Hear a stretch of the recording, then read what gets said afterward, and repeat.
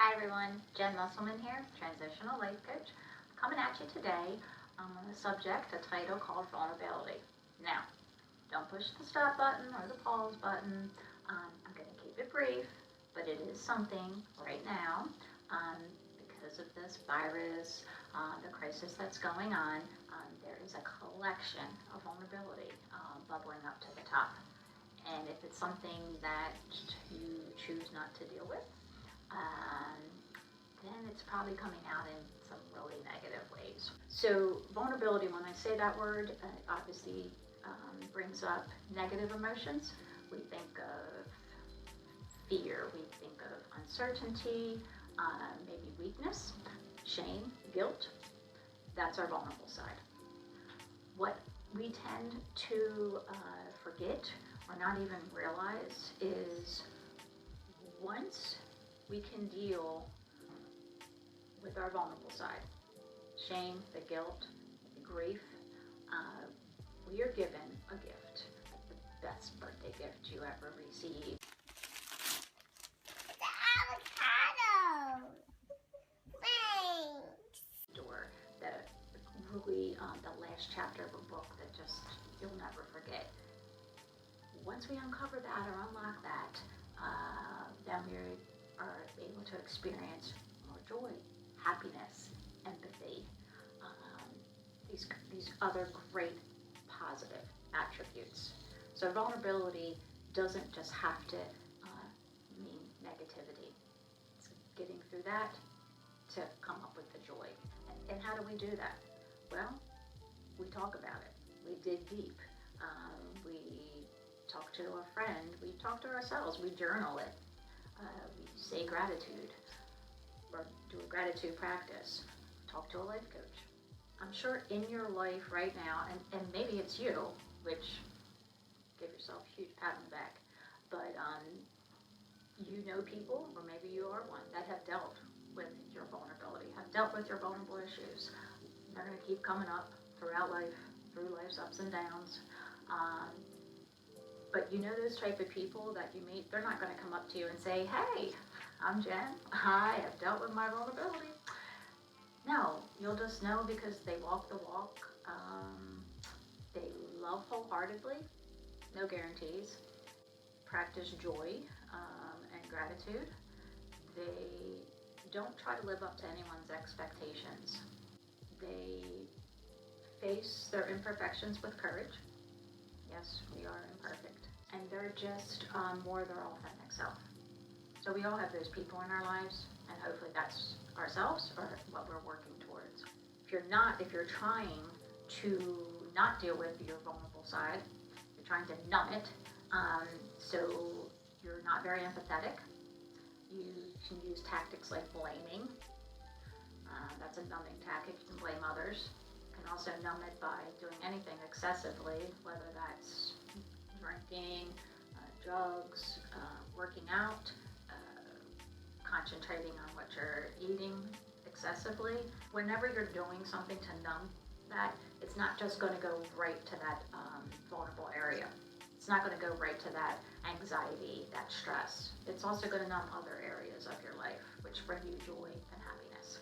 I think to keep in mind that we are not wired to be perfect. That's something to keep in mind. And our children, if we have children, they're not wired to be perfect.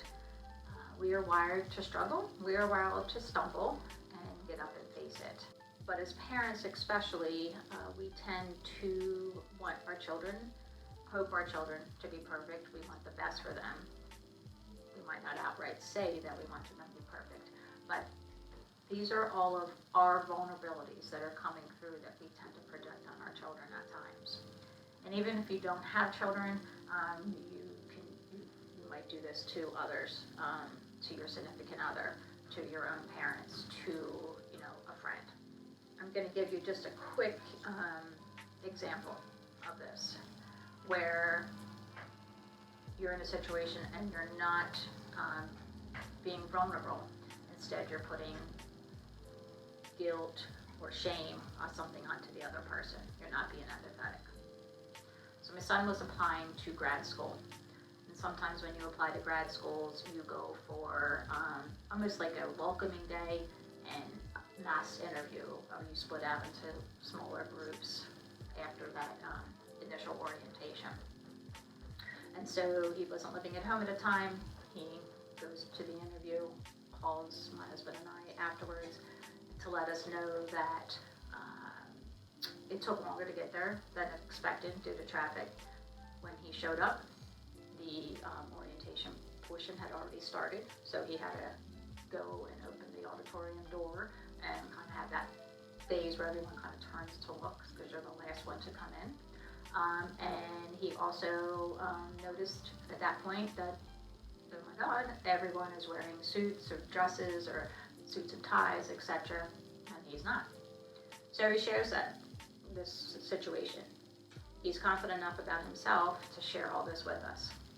And instead of being empathetic, I immediately went to, oh my gosh, like I told you, like you have to give yourself more than enough time. You know the Waze app doesn't give you this, this, this, and this. And you should have worn a suit. We went over this. So I took my vulnerability of shame and guilt, and I guess is he like a representation of me at that interview? Instead of giving him encouragement or even just listening. Instead of saying something like, okay, well, lesson learned, there's the parental side there, but I do know how you feel. I've been in that situation before. I remember showing up when I went back to school for coaching, showing up late because I got lost in the parking garage, showing up late to class, opening that door, not knowing anyone, and having everyone turn around and look at me, trying to sit in the back of the classroom, and then the coach asked me to come sit up front. So instead of sharing that, I put the shame and guilt on him, which we do tend to do as parents and maybe as friends, or something we might even do to our own parents. So just something a little bit to keep in mind when it comes to that, also on how we project that. What we want to strive towards, working towards, is on our vulnerability, is to work on being kinder to ourselves, being kinder to others, admitting to things that we are, or having the courage to admit to things that we are not perfect on, our weakness, our imperfections.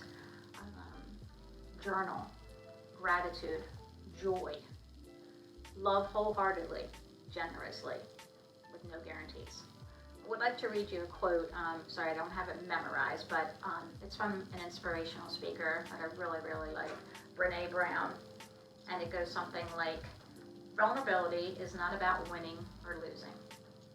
It's about having the courage to show up, even when you can't control the outcome.